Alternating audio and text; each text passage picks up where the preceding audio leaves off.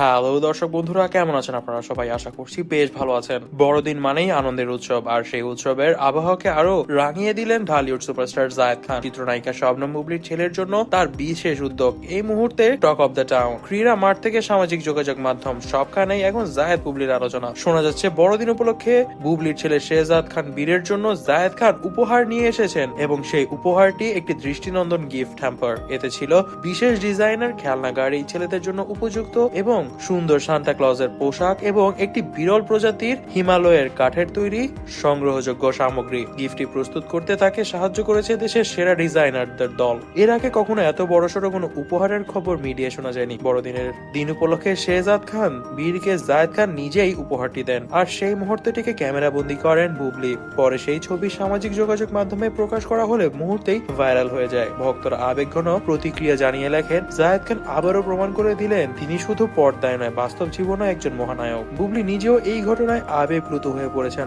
জায়েদ শুধু শেহজাদের জন্য এই উপহারটি দেননি, বরং তিনি যে কতটা উদার মনের মানুষ তা আবারও দেখিয়ে দিলেন।